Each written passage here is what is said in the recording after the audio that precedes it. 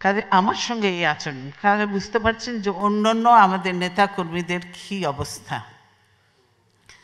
সব লয়াররা চেষ্টা করে তাদেরকে সাহায্য করার, বেল করার, নারী করার না, কিন্তু আইনজীবীদের নামেই তো এক একজনের নামে কতগুলো করে মামলা। অসীমের কয়টা মামলা?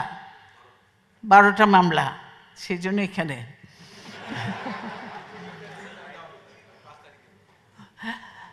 গেলেই তো ধরে ফেলবে, ধরে দিবে ভরে, কিছু বেল টেলের নাই। তারপর চেষ্টা করে যদি লয়ার হিসেবে কিছু বেল পায়, সেই সুযোগটুকু আছে।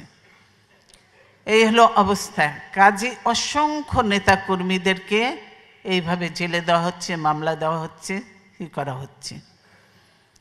কাজে বিএনপি নেতা কর্মী হলেই বলবে যে এই কাজ করেছে, আর তারপর অজ্ঞাত বলে তার সঙ্গে লাগিয়ে দেবে 500 জন, 1000 জন, 2000 জন, এরকম লাগিয়ে দেবে। আমাদের রিজভী আহমেদ আপনারা জানেন যে অত্যন্ত সিনসিয়ার একটা ভালো ছেলে, ভদ্র ছেলে, সৎ ছেলে। রিজভী আহমেদ বেচারা চলতে পারে না, এরশাদ বিরোধী আন্দোলন করতে যে সে পঙ্গু হয়েছে, গুলি খেয়ে পঙ্গু হয়েছে। তার অনেক সমস্যা, কত চেষ্টা করছে আইনজীবীরা, এখন পর্যন্ত তাকে ছাড়াতে পারেনি। একটা মামলার থেকে বেল করলে আরেকটা দিয়ে দিচ্ছে, এমনকি জেল গেটে নিয়ে গেলে মামলা খালাস পেয়েছে, কোর্ট তাকে খালাস দিয়েছে, জেল গেট থেকে আবার নতুন মামলা দিয়ে নিয়ে যাওয়া হচ্ছে। সেখানে যদি আবার আপনি লেনদেন করেন তাহলে অনেকে বেরিয়ে আসতে পারে, আর টাকা পয়সা না দিলে, মালপানি না দিলে আবার ভেতরে যাও। এই হলো অবস্থা। কাজে দেশের কোনো ইয়ে নেই। আপনারা যে বলেছেন, একজন ভাই বলে গেছে, সে সত্যি কথা বলেছে, যে আমাদের কর্মীদের থানায় নিয়ে যে পায়ে গুলি করে দেয়, পঙ্গু করে দেয়, এরকম একটা না, বহু ঘটনা হয়েছে। এবং শুধু তাই নয়, তারপরে যে সেই ছেলেটার ট্রিটমেন্ট করা দরকার মানবিকতে, সেই ট্রিটমেন্টটা পর্যন্ত তাকে দেয়া হয় না। একটা ছেলে কয়েকদিন আগে আমার অফিসে এসেছিল,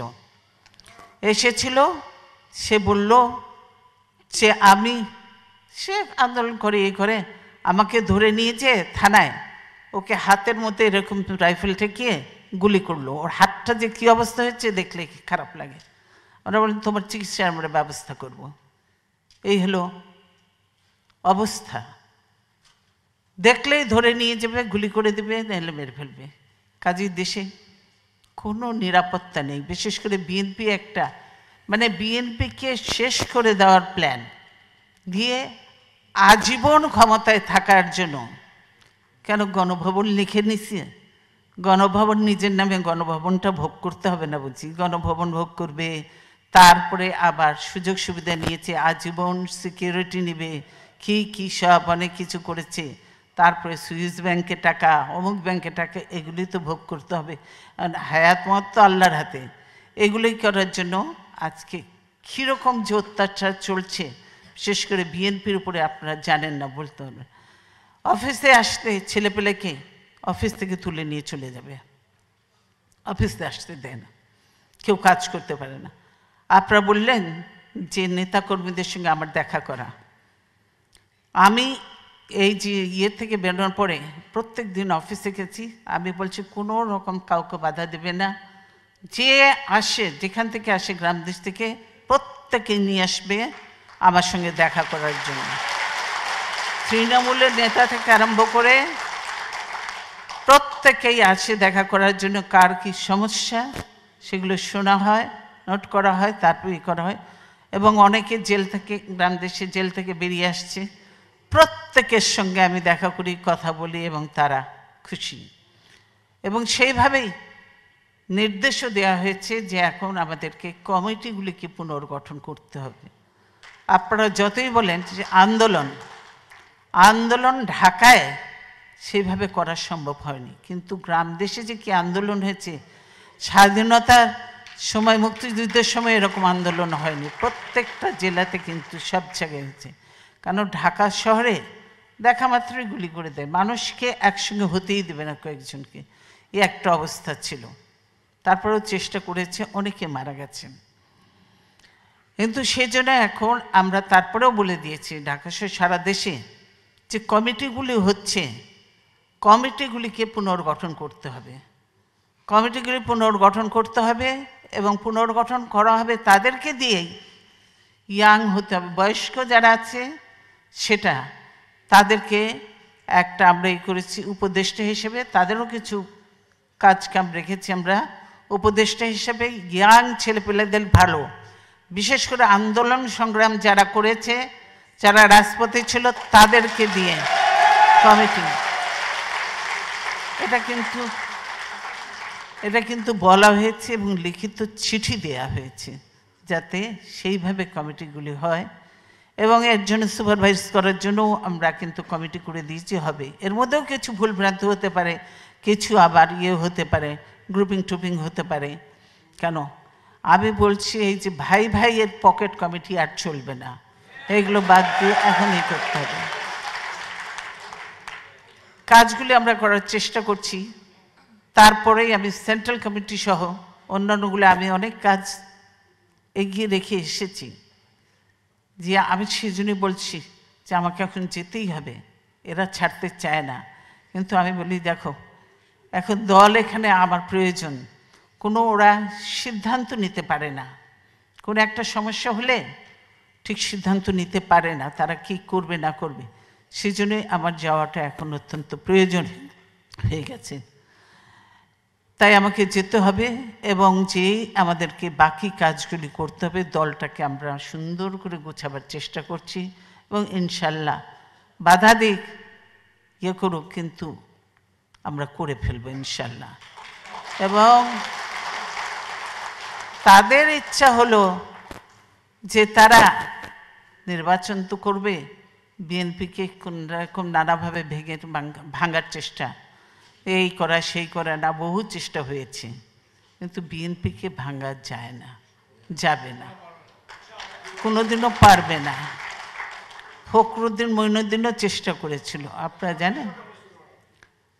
এরশাদ সেরকম করেনি, কিন্তু আমি এখানে সত্য কথা যেটা বলতে, এরশাদ এরকম করেনি। এরা যা করছে বা ফখরুদ্দিন মঈনুদ্দিনের সময় যে ফখরুদ্দিন মঈনুদ্দিন কি চেয়েছিল যে তারা বেশ কিছুদিন রাজত্ব করবে, অন্তত বছর 10 রাজত্ব করবে, তারপরে হবে। হাসিনার সঙ্গে আন্ডারস্ট্যান্ডিং ছিল, একটা বড় দলের সঙ্গে তো করতে ছিল, কিন্তু ওরা চেয়েছিল, আমাকে বলেছিল, তারেক রহমানকে বলেছে যে তারা দেশের বাইরে চলে যাক। সে বলছে যে আমি কিছু অন্যায় করিনি, আমি দেশের বাইরে যাব কেন? আমার দেশের বাইরে তো কিছু নাই, আমি বিদেশে যাব কেন? আমি দেশ ছেড়ে চলে যাওয়া, পালিয়ে যাওয়া মানে তো আমি কোনো অপরাধ করেছি, অন্যায় করেছি। তারেক রহমান যায়নি, আরাফাত রহমান যায়নি, আমাকে বলেছে, আমাকে বহু চেষ্টা করেছে। আমি কি বলেছি আপনারা জানেন? আমি বলছি আমি যাব না, দেশের বাইরে আমার কোনো ঠিকানা নেই, এটাই হলো আমার ঠিকানা। এই দেশ, এই দেশের মাটি মানুষই আমার সব কিছু, কাজে আমি দেশের বাইরে যাব না। যার জন্যই আমি দেশের বাইরে যাইনি, তারা দেশের বাইরে যায়নি বলে আমার পরিবারকে এত সাফার করতে হলো। তারেক রহমান কি শারীরিক অবস্থায় এসছে আপনারা দেখেছেন, যে আল্লাহ তাআলা জানে বাঁচিয়ে দিয়েছি, এটাই আল্লাহর কাছে শুকরিয়া। কোকো গেছে, কোকো ভীষণ খারাপ অবস্থায় গেছে, তারপরেও কোকো যে সে কোনোদিন রিমান্ড তো ওরা চিন্তাও করেনি, ভাবেও নি। কার ছেলে আপনারা দেখেছেন, সেই সব নিয়ে যে যখন ওই করেছে, সেই থেকে তার মনে যে এমন একটা ভয় ঢুকেছে, সে মানে কী যে করতো। একদিন আমার কোর্টের সঙ্গে দেখা, আমি দেখে তো অবাক, ছেলের এই অবস্থা। তারপরে তো অনেক ইটি করে তখন তো কোকোকে বিদেশে পাঠানো হলো। কোকো গেল, যেও কিন্তু ব্যাংককে বেশি দিন থাকতে হলো না, সেখানেও আবার পিছনে লেগে গেল। পরে হাসিনা আসার পরে ফখরুদ্দিন বহু চেষ্টা করেছে, আমাকে বহু চেষ্টা করেছে। আমি বলছি আমি যাব না। আমরা যদি বলছে, আবার বলে যে আপনি তো আবার তাড়াতাড়ি ফিরে আসবেন, কোনো অসুবিধা নেই, আমরা তাড়াতাড়ি নিয়ে আসবো। এখন এই আওয়ামী লীগকে খালি কী করি, আওয়ামী লীগ বলছে, কিন্তু তাদের তো প্ল্যান ভিন্ন। আমি বলছি না, আমি দেশের বাইরে যাব না। আচ্ছা, এবং হাসিনা চলে গিয়েছিল দেশের বাইরে, তাকে বলেছিল, সে চলে গিয়েছিল, তাদের সঙ্গে তো আন্ডারস্ট্যান্ডিং। এবং যখন ফখরুদ্দিন মঈনুদ্দিন অবৈধভাবে জোর করে ক্ষমতাটা নিল, তখনকার ঘটনাও তো আপনার জানা আছে নিশ্চয়ই। আপনার সেদিন যে ওট টেকিং সেরিমনিটা হলো, ওট টেকিং সেরিমনিতে কেন আমরা ইমিডিয়েট পাস্ট গভর্নমেন্ট, আমাদের থাকাটা বেশি প্রয়োজন, সেখানে তারা মঈনুদ্দিন আর মাসুদউদ্দিন এই দুইজন খুব পায়চারি করছে। তারা করেছে যে আমাকে যে কোনোভাবেই নিতে হবে। একজন গ্যারান্টি দিচ্ছেন যে উনি আসবেনই, এবং আমাদের কিছু নেতাদের দাওয়াত করেছিল। নেতারা তো স্যুটকোট পরে রেডি হয়েছে, ভাবছে এখন কি অবস্থায় যাব। বলেছি যে না, এই সরকারও অবৈধ, ফখরুদ্দিন মঈনুদ্দিন এইভাবে ক্ষমতা নিতে পারে না। আমি বলছি ওট টেকিং সেরিমনিতে যাওয়া যাবে না, আমি যাব না। এবং আপনারা বিশ্বাস করবেন না, কয়েকজন বোঝে না তো, না বুঝে চলে গিয়েছিল বঙ্গভবনে। বঙ্গভবন থেকে আমি ফেরত আনিয়েছি তাদেরকে, ওট টেকিংয়ে বসতেও দিইনি, বঙ্গভবন থেকে টেলিফোনে ফেরত এনেছি তাদেরকে বসতে। তো বিএনপি নেই, হাসিনা গেছে খুব লাফাতে লাফাতে, যেহেতু তিনি কি বলেছেন, আমাদের আন্দোলনেরই ফসল তিনারা আন্দোলন করেছে, মঈনুদ্দিন ফখরুদ্দিনকে এনেছে। তার মানে তারা একটা সুষ্ঠু নির্বাচন চায়নি, যার জন্যই তারা সেইগুলি করেছে। অথচ এই দাবিটা তো ছিল তাদের, এই যে তত্ত্বাবধায়ক সরকারের দাবি, এই দাবির জন্য কতদিন হরতাল করেছিল? 172 দিন হরতাল করেছিল। পোর্ট, চিটাগং পোর্ট সহ বন্ধ রেখেছিল, সব কিছু অচল ছিল, আপনারা দেখেছেন। এইভাবে করেছে, কত জ্বালাও পোড়াও ভাঙচুর, কত মানুষ হত্যা করেছে, এগুলো তারা ভুলে গেছে। এখন হরতাল হলে, আন্দোলন হলে বিএনপির দোষ দেয়। এই যে আন্দোলনটা গেল, সেই আন্দোলনে গ্রাম দেশে হয়েছে, কিন্তু সেখানে সব কিছু তো বন্ধ ছিল, অচলই ছিল, এই যে অবরোধে। কিন্তু তারপরেও যে গাড়ি ঘোড়া কয়েকটা চালায়, সেগুলো তো পুলিশেরইতে। এখানে পুলিশের যে কমিশনার আছে নাকি আইজি, পুলিশের কমিশনার, আপনাদের কাছে ভিডিওটাও দেখেছেন নিশ্চয়ই আপনারা। এই মেয়র ইলেকশনের সময় তিনি নিজে বলছেন, সেটাই গেছে, যে বলছে যে আমরা তো এই সরকারকে টিকিয়ে রেখেছি, আওয়ামী লীগ সরকারকে আমরা এদের টিকিয়ে রেখেছি, এবং এই যে আন্দোলনকে দমন করার জন্য আমরা বাসে আগুন দিয়েছি, আমরা গাড়িতে আগুন দিয়েছি, আমরা এগুলো করেছি। তাহলে এখন পুলিশকে দিয়ে যদি গাড়িতে আগুন দেওয়ায়, বোমা মারায়, মানুষ মানে, তারপরে দেয় হয়, দোষ দেয় বিএনপির নেতাকর্মীদের নামে মামলা। তারা বলে আমরা এগুলো করে আন্দোলন দমন করেছি আর আওয়ামী লীগকে ক্ষমতায় রেখেছি। এখন রাজারবাগের ভোট, সেখানেও জানেছেন পুলিশরা যত কিছুই হোক, তাদের মধ্যেও তো নানা রকমের মত আছে, ভালো মন্দ সবই আছে। তখন বলছে সে হাসানকে তো কিছু, এই রাজারবাগের ভোট যেন সব তাদের মার্কায়, কি মাছ মার্কা নাকি মার্কা ছিল, ওই মার্কায় পড়তে হবে, অন্য কোথাও যাতে না হয়, সেই জন্য তিনারা আইজি সাহেব বা কমিশনার সাহেব নির্দেশ দিচ্ছেন। এই হলো অবস্থা। কাজে বুঝতে পারছেন যে পুলিশ আজকে কিন্তু আর পুলিশ নেই। পুলিশ এখন আওয়ামী লীগের, ওই যুবলীগের মতো হয়ে গেছে। পুলিশ এখন সে যুবলীগের কাজ করছে। র্যাব, এই র্যাবটাকে আমরা করেছিলাম যে এই জঙ্গি ফঙ্গি বা সন্ত্রাস যেটাই বলে, এগুলো করেছে। কিন্তু এগুলো কি করার জন্য? দেশের নিরাপত্তার জন্য, এই সব সন্ত্রাসীদের ধরার জন্য আমরা র্যাব গঠন করেছিলাম, এবং র্যাব ভালো কাজ করেছিল, মানুষের প্রশংসা অর্জন করেছিল, এলিট ফোর্স হিসেবে কাজ করতো, তারা ভালো কাজ করেছিল। এই র্যাবকে কি বানিয়ে দিল তারা? এই র্যাবের যে আছে, র্যাবের যে ডিজি, র্যাবের ডিজির নাম হলো জিয়া। না, এখন কি বেনজির জিয়া বাদ গেছে?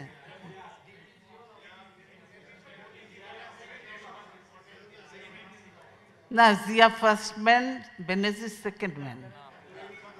ও বেনজির এখন উপরে চলে গেছে, হতে পারে সে এখন বেনজিরকে দিয়ে দিয়েছে। কেন গোপালী দিতে হবে, নাহলে তো আবার কপাল কপাল ফোড়া যাবে, সেই জন্য বেনজিরকে দিয়ে। হ্যাঁ, আচ্ছা, বেনজিরকে দিয়ে দিয়েছে এখানে। এবং বেনজির কি করেছে, কত মানুষ যে বেনজির মেরেছে তার হিসাব নিয়ে তো দিলাম। নারায়ণগঞ্জের ঘটনা তো আপনারা জানেন, নারায়ণগঞ্জের ঘটনা যে হয়েছে, কিভাবে তারা মানুষ মেরেছে আপনারা দেখেছেন। কারা জড়িত, সেখানে তো র্যাব পুরো জড়িত, সেগুলো সব অস্বীকার করেছে।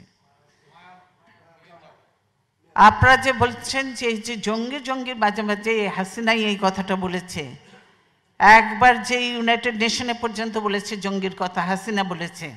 আপনারা এই করেন কিসের জন্য, যেন কয়েকদিন পর পর বিদেশিদেরকে ভয় দেখাবার জন্য এটা বলে, বিদেশিদেরকে ভয় দেখাবার জন্য, যে কারণ আমরা যদি চলে যাই তাহলে বিএনপি আসলে আবার জঙ্গিদের উত্থান হবে। কিন্তু জঙ্গিদের উত্থান যে তাদের সময় হয়েছে এটা তারা কিন্তু ভুলে যাচ্ছে।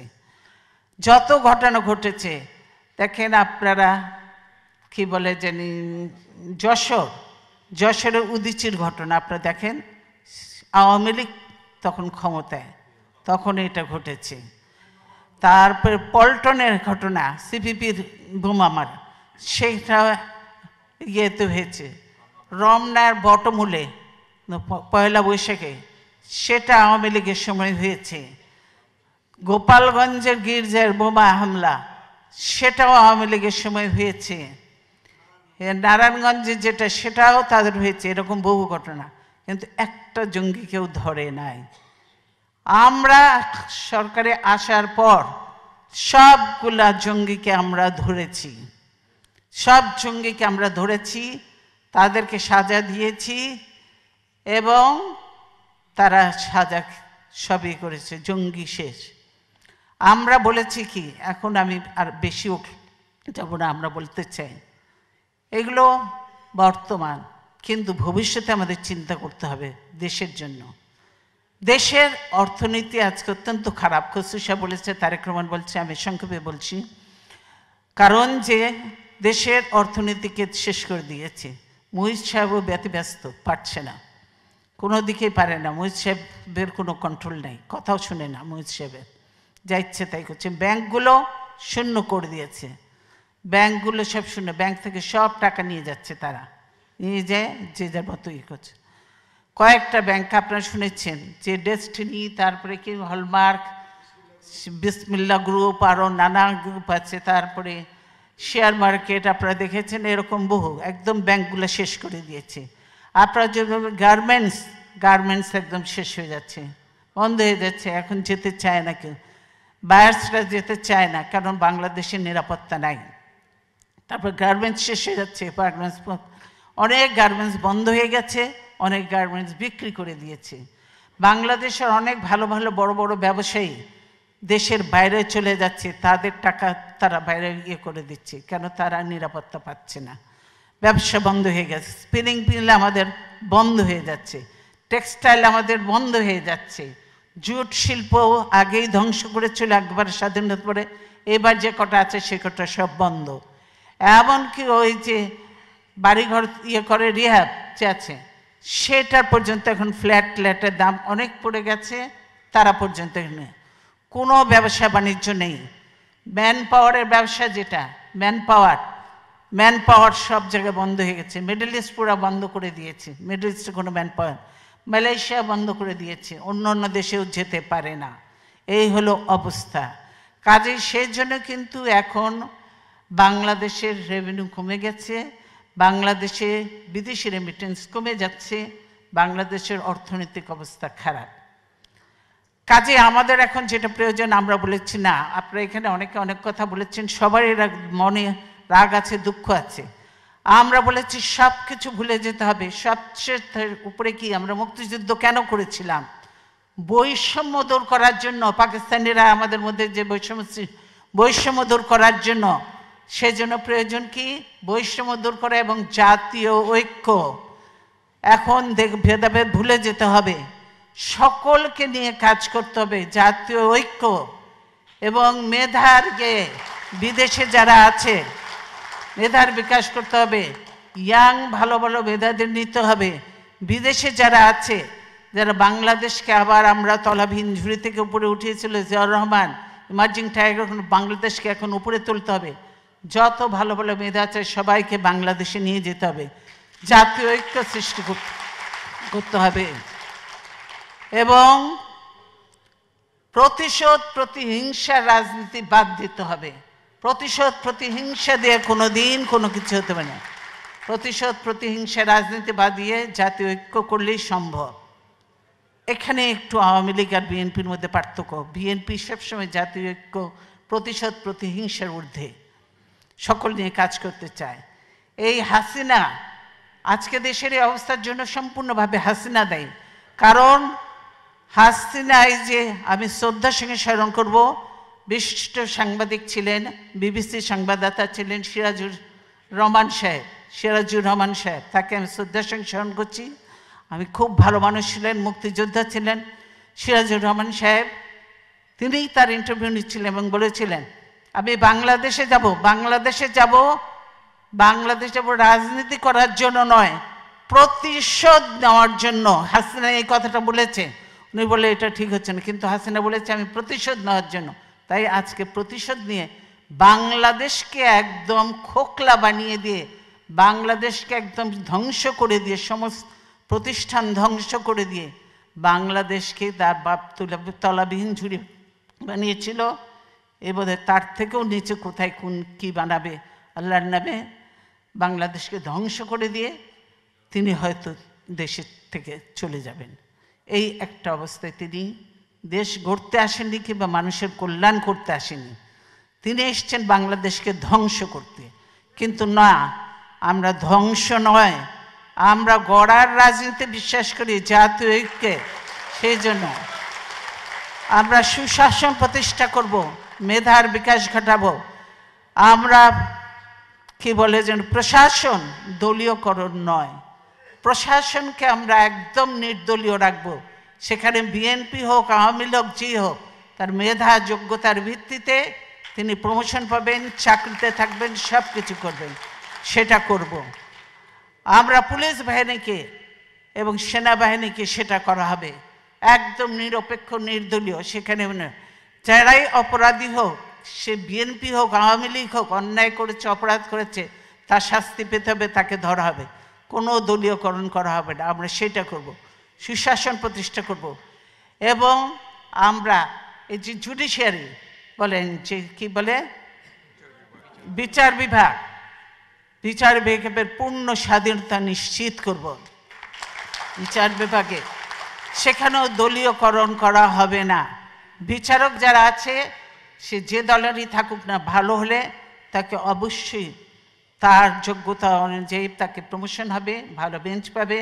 আমরা সুশাসন বিচার বিভাগে সম্পূর্ণ নিরপেক্ষ এবং স্বাধীনতা দেব। আমরা কি বলে নির্বাচন কমিশনকে স্বাধীন করব, যাতে বাংলাদেশে অবাধ সুষ্ঠু নিরপেক্ষ নির্বাচন হতে পারে। নির্বাচন কমিশন স্বাধীন হবে। আমরা অ্যান্টি কারাপশন কমিশনকে আমরা করে এসেছিলাম, কিন্তু সেটা ভেঙে টেকে এখন শেষ করে দিয়েছে। অ্যান্টি কারাপশনকে আমরা একদম নিরপেক্ষ নির্দলীয় করব। কারণ যেই দুর্নীতি করুক না কেন, সে দলেরই হোক না কেন, দুর্নীতি করলে অবশ্যই তাকে শাস্তি পেতে হবে, কাউকেই ছাড় দেয়া হবে না। দুর্নীতিমুক্ত বাংলাদেশ গড়ব ইনশাআল্লাহ। শিক্ষার জন্য আমরা কি করেছি মিলন জানে, আপনারা সেটা বলেছেন একটু। আজকে শিক্ষা ব্যবস্থা শেষ। এখন কি হয় শুনেছেন? আপনারা বিশ্বাস করতে পারবেন না। এখন হলে যে নাকি আওয়ামী লীগের লোকজন হলে যে নাম, রোল নাম্বার আর ইয়ে দিয়ে আসে, আর বাকি ব্ল্যাঙ্ক পেপার জমা দিয়ে আসে, তারা লিখে টেকে দেবে, তারা পাস। এই হলো অবস্থা। তারপরে বলে দিয়েছে যে পাশের হার বেশি দেখাতে হবে, সেই জন্য এমনভাবে পাশের হার দেখায়, পার্সেন্টেজ বেশি দিয়ে দিয়ে, নম্বর বেশি দিয়ে দিয়ে পাশের হার দেখায়, এত % লোক পাস করেছে, শিক্ষিত হয়েছে। তারপরে যখন ঢাকা ইউনিভার্সিটিতে ভর্তি হতে যায়, তখন একজন দুইজনের বেশি টেকে না, কেউ পাস করে। যারা জিপিএ 5 পেয়েছে বলে ভালো স্টুডেন্ট, তারা এরকমই হচ্ছে। এই হলো অবস্থা, এটা চলবে না। শিক্ষা ব্যবস্থাকে আমরা দুর্নীতিমুক্ত করেছিলাম এবং সকলের জন্য শিক্ষা, বিশেষ করে বাংলাদেশের প্রতিটি ছেলে মেয়ে যেন শিক্ষিত হয় তার ব্যবস্থা করব। নতুন স্কুল অনেক করেছিলাম, আমরা আবার করব ইনশাআল্লাহ, এবং মেয়েদের শিক্ষার জন্য আরও বেশি সুযোগ সৃষ্টি করব। মুক্তিযোদ্ধাদের জন্য আমরা আলাদা মন্ত্রণালয় করেছি, মুক্তিযোদ্ধাদের জন্য আমরা সেই ব্যবস্থা রেখেছি, আরও কিছু করা হবে। প্রবাসী বাংলাদেশিদের জন্য প্রবাসী কল্যাণ মন্ত্রণালয় করেছিলাম, সেটা ছিল অকার্যকর। আমরা সেটাকে কার্যকর করে আপনাদের মধ্যে থেকে যারা ভালো ভালো লোক আছে তাদেরকে আমরা ডেকে নিয়ে যাব দেশে। দেশের কাজে আপনাদেরকে লাগতে হবে, দেশ গড়তে হবে। আপনারা বিদেশে অনেক কিছু শিখেছেন, আপনাদের বুদ্ধি আছে, যোগ্যতা আছে, দক্ষতা আছে। আপনারা সেখানে ন্যায় বিচার করে আপনারা সেখানে সেই কাজগুলি করবেন, সেখানে কোনো রকম বাধা বিঘ্ন সৃষ্টি করা হবে না। আমরা সেই জিনিসটি করতে চাই। কাজে বিএনপির ভবিষ্যৎ হলো দেশে সুশাসন প্রতিষ্ঠা করা, আইনের শাসন প্রতিষ্ঠা করা, গণতন্ত্রকে ফিরিয়ে আনতে হবে। গণতন্ত্রকে ফিরিয়ে আনলেই এগুলি করা সম্ভব হবে।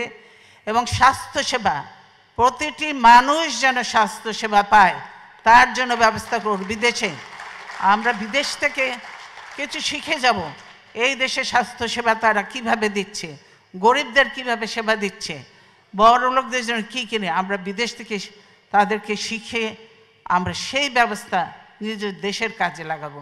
আমরা এইভাবে স্বাস্থ্য ব্যবস্থা করব। প্রতিটি সেক্টরকে আমরা ইনশাআল্লাহ নতুনভাবে গড়ে সাজিয়ে তুলব। আপনারা দেখতে পাবেন তখন বাংলাদেশ ইমার্জিং টাইগার নয়, আরও বাংলাদেশ অনেককে ছাড়িয়ে চলে যাবে। বাংলাদেশ সত্যিকারে তখন একটা মুক্তিযুদ্ধের স্বপ্ন বাস্তবায়নের দেশে পরিণত হবে এবং জনগণের কল্যাণের রাষ্ট্রে পরিণত হবে। সেই বাংলাদেশ করব। এবং গণতন্ত্র, আজীবন আমি ক্ষমতায় থাকতে চাই না, পারবও না। তাই হাসিনারও এই আজীবন ক্ষমতায় থাকার জন্য আজকে সংবিধান, আপনারা যারা এখানে এই আছে লয়ার আছেন তারা দেখেছেন আজকের যে সংবিধান বর্তমানে, এটা কোনো সংবিধান? এইটা মনে হচ্ছে যে তাদের বাপের একটা দলীয় একটা গ্রন্থ হয়েছে, এই হলো অবস্থা। না, সংবিধানের মধ্যে অনেক পরিবর্তন আনতে হবে যাতে সকলের জন্য ন্যায় বিচার হয়। সেরকম সংবিধান একটা সকলকে নিয়ে, যারা সংবিধান প্রণেতা আছে, ভালো ভালো যারা আছে, সকলকে নিয়ে আমরা সেইভাবে সংবিধান রচনা করব। কাজে সেই জন্য আজকে আমি আর সময় নেই বলে বলতে পারছি না। এই বিডিআরের ঘটনা হাসিনা আসার 1 মাস পরেই কেন ঘটল? হাসিনা সব কিছু জানতো, 4 জন সেদিন ডিনারে কেন যায়নি? এটা চলে এসছে এর আগে। আমি ছিলাম, আমি গিয়েছি, হাসিনা ছিল, হাসিনাও গিয়েছে। এইবার কেন হাসিনা গেল না? তার পরের দিন কেন ঘটনা ঘটলো? হাসিনা এবং মঈনুদ্দিন এটা জানতো এবং তারা এর জন্য দায়ী, এটা মানা যায় না। কাজেই হাসিনাকে একদিন জবাব দিতেই হবে এটার জন্য। 57 জন, হ্যাঁ আমি ক্ষতিগ্রস্ত হয়েছি, আমার ছেলেদের ইয়ে হয়েছে, তারপরেও আমি বলবো 57 জন ভালো ভালো অফিসার কিভাবে মারা হয়েছে তার চিন্তা করা যায় না। তাদের পরিবারদের সঙ্গে যে আচরণ করা হয়েছে সেটা চোখে দেখা যায় না। আমরা 57 জন অফিসারকে ই করে কাউকে পুড়িয়ে ফেলা হয়েছে, কাউকে গার্বেজের ভিতর দেওয়া হয়েছে, কাউকে আর এর সঙ্গে জড়িত ছিল আরও। আপনারা জানেন যে একজন ইয়ে ছিল, সে র্যাবে আমরা নিয়েছিলাম, লোকটা খুব ভালো ছিল, শায়েক আব্দুর রহমান ছিলেন, গুলজার আপনারা জানেন। গুলজার ধরেছিল ওই শায়েক আব্দুর রহমানকে, তার জন্য রাগ ছিল ওই আজম, মির্জা আজমের, তার বোনের জামাই ছিল, তার জন্য গুলজার সন্ধ্যা পর্যন্ত র্যাবকে, মোইনকে, অমুককে বারবার ফোন করেছে, হেল্প হেল্প হেল্প, সাহায্য চেয়েছে, কিন্তু কেউ এগিয়ে আসেনি।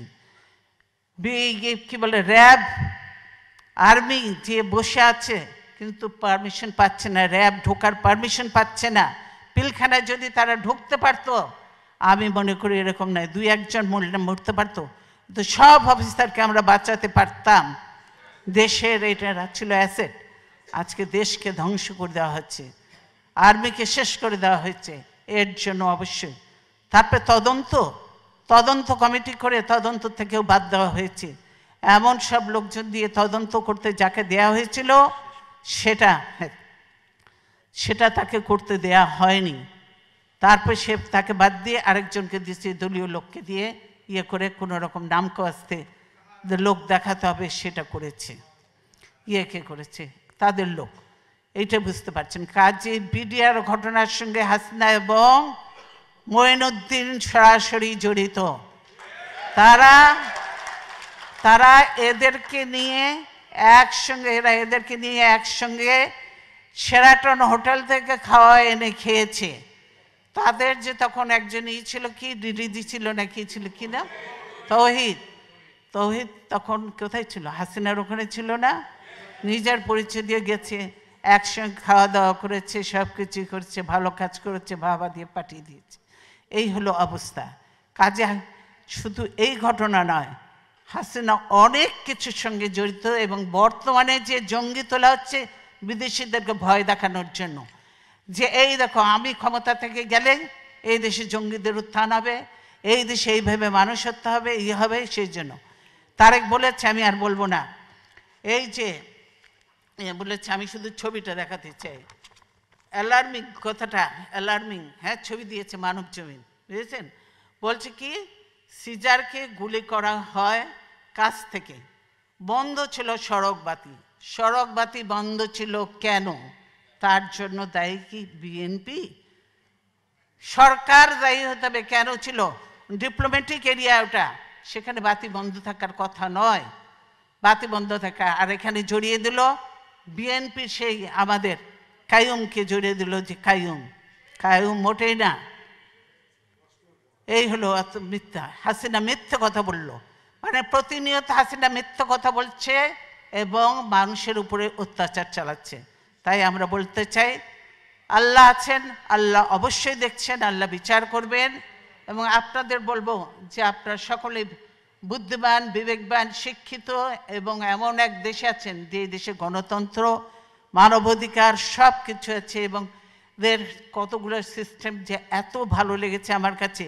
আমি মনে করি যে এগুলো আমাদের দেশেও চালু করা উচিত, এবং সুযোগ হলে ইনশাল্লাহ আমরা করব সেগুলো, তাদের কাছে আরও শিখে প্রশিক্ষণ নিয়ে করব। কাজে আমি আর বক্তব্য দীর্ঘায়িত না করে, আমি আপনারা কষ্ট করে এসেছেন, আপনাদেরকে ধন্যবাদ জানাই। অবশ্যই আপনারা দেশে আজকে, আমি সাংবাদিকদের কথা বলতেই পারিনি, সাংবাদিক আজকে মাহমুদুর রহমান জেলে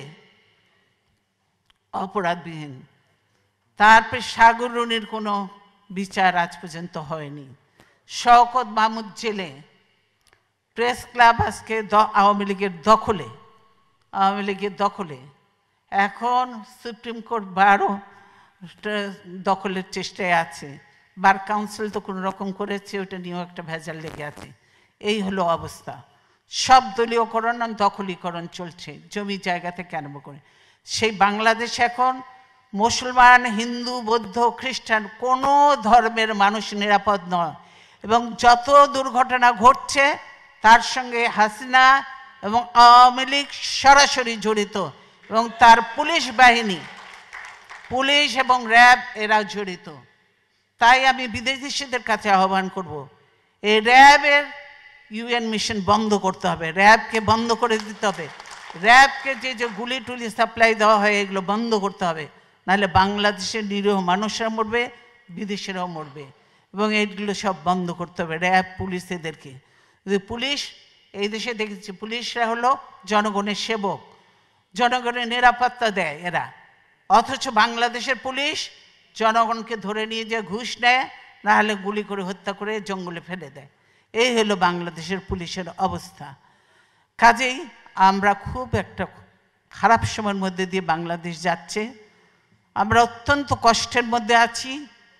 তারপরেও আমি এতদিন গণতন্ত্রের জন্য সংগ্রাম করেছি, এখন অনেক বয়স হয়েছে, তারপরেও বিশ্বাস আছে, আস্থা আছে, আল্লাহর উপর বিশ্বাস আছে এবং আল্লাহর রহমত আছে। গণতন্ত্রের শেষ লড়াই পর্যন্ত আমি চালিয়ে যাব এবং দেশে গণতন্ত্র প্রতিষ্ঠা করে গণতন্ত্র পুনঃপ্রতিষ্ঠা করে ইনশাল্লাহ তারপরে দেখা যাবে আল্লাহ যা কপালে লিখছে তাই হবে। তাই আমি আপনাদেরকে অনেকদিন পর দেখা হলো, আবার কবে দেখা হবে জানি না, কিন্তু বলতে চাই আপনারা প্রবাসে থেকে বাংলাদেশে কারো কথা বলার কোনো সুযোগ নয়। কোনো সাংবাদিক কিছু লিখতে পারে না, ধরে নিয়ে চলে যাবে, মামলা দিয়ে জেলে ভরে দেবে, কেউ পারে না। যা দুই চারটা কথা আমি বললে বলি, ধরলে ধরুক, কিছু আসে জানে ভয় পাই না।